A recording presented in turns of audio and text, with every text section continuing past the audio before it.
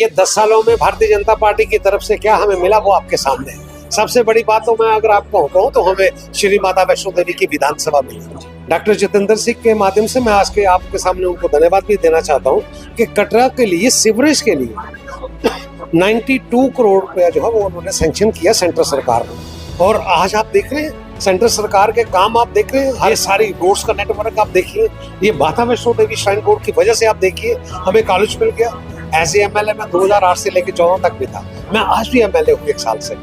आज के एमएलए और तब का एमएलए, तब तो हम एमएलए सरकार के रहमो कर्मों पे होते थे। हर विधायक को मतलब एक ग्रांट्स मिली है, मुझे 50 करोड़ रुपए की ग्रांट्स मिली है और मैं कह सकता हूँ कि एज ऑन डेट 20-25 करोड़ रुपए के काम मेरी विधानसभा में आज चल रहे हैं, चाहे वो रोड सेक्टर में हो, चाहे वो पीएचसी सेक्टर में हो, चाहे वो और किसी ब्लॉक के हो। उतनी बात थी तो एक 5 करोड़ रुपया मैंने रखा था कटरा की गलियों को बनाने के लिए, इनको सुंदर करने के लिए, 2 बैंक्वेट हॉल बनाने के लिए, कम्युनिटियों के लिए 2 हॉल बनाने के लिए, वो 2 हॉल का काम जल्दी शुरू करवाएंगे। श्रीनगर में असेंबली सत्र के बाद आज बलदेव राज शर्मा जी ने आज कटरा में प्रेस वार्ता की। किन किन मुद्दों को लेकर उन्होंने कटरा के मुद्दों को लेकर असेंबली में बात की, तो इनसे जानते हैं। जी, सबसे पहले आपका बहुत बहुत धन्यवाद कीमती समय देने के लिए।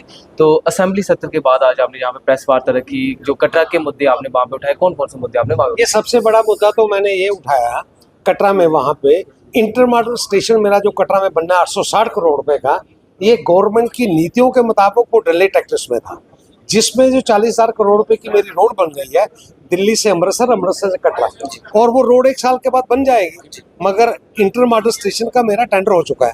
टेंडर होने के बाद वो फाइल जो है वो हाउसिंग डिपार्टमेंट में फंसी हुई है। वहाँ मैंने वहाँ पे जाके चीफ मिनिस्टर को कहा है कि इस फाइल को निकालिए ताकि वो टेंडर हो सके, और वो बात मैंने बड़ी शिद्दत से की है वहाँ पे। और मुझे लगता है कि आने वाले वक्त में जो L1 हुआ है उसको अलॉटमेंट हो जाएगी और बहुत ही जल्दी वहाँ पे आप देखेंगे काम शुरू हो जाएगा। वहीं देखें, आपने कटरा के कई ऐसे बड़े बड़े प्रोजेक्टों के बारे में बताया, जो जहाँ पर गलियों की बात हो, जहाँ फिर बाथिंग घाट बाणगंगा की बात करें उसके बारे में।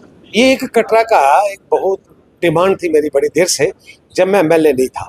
डॉक्टर जितेंद्र सिंह के माध्यम से मैं आज के आपके सामने उनको धन्यवाद भी देना चाहता हूँ कि कटरा के लिए सीवरेज के लिए 92 करोड़ रुपया जो है वो उन्होंने सैंक्शन किया सेंट्रल सरकार ने। उसके बाद उसके मतलब कि अभी 24 में वो सैंक्शन हुआ, इसके फिर 25 में टेंडर लगे। टेंडर जो लगे वो टेंडर जो है L1 उसमें भी आ गया।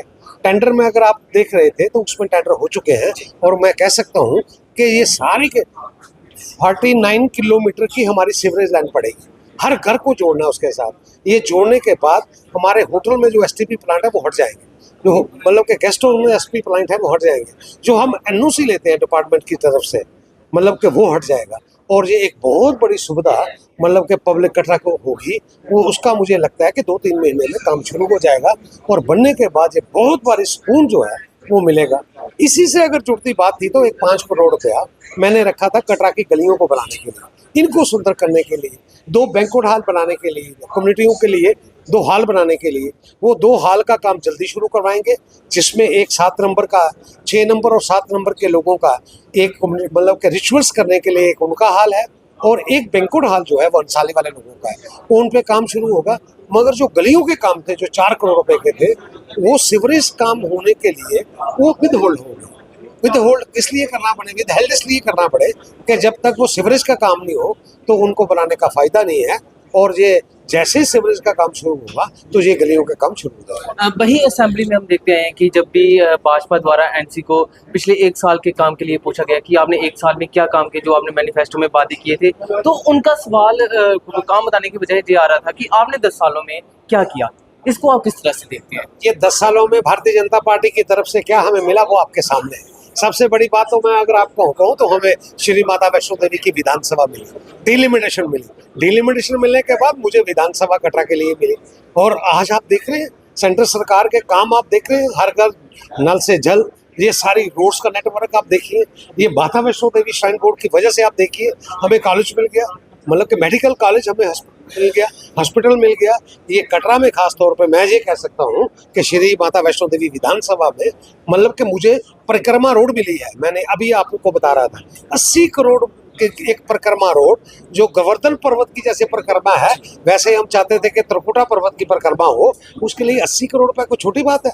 ये सारे काम जो है सेंट्रल सरकार की वजह से है। और मैं आपको कह सकता हूँ, एज ए एमएलए मैं 2008 से लेकर 14 तक भी था। मैं आज भी एमएलए हूँ 1 साल से।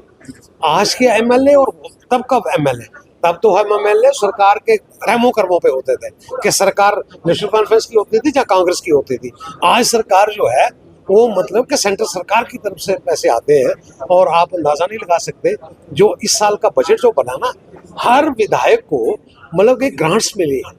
मुझे 50 करोड़ रुपए की ग्रांट्स मिली है और मैं कह सकता हूं कि एज ऑन डेट 20-25 करोड़ रुपए के काम मेरी विधानसभा में आज चल रहे हैं। चाहे वो रोड सेक्टर में हो, चाहे वो पीएचई सेक्टर में हो, चाहे वो और किसी ब्लॉक के हो, वो सारे काम आज एमएलए के बिना नहीं हो रहे, सब उसी की वजह से चल रहे हैं और बड़ी तरक्की। फिर क्या लगता है कि एनसी जो है वो इस बात से क्यों मुकर जाती है, जब उसको 1 साल के काम के लिए पूछा जाता है तो कई बार उनका ये भी कहना है कि एलजी सरकार हमें काम नहीं करने दे रही। ये आप उनको पूछिए, वो आप सारा कुछ ऑनलाइन है।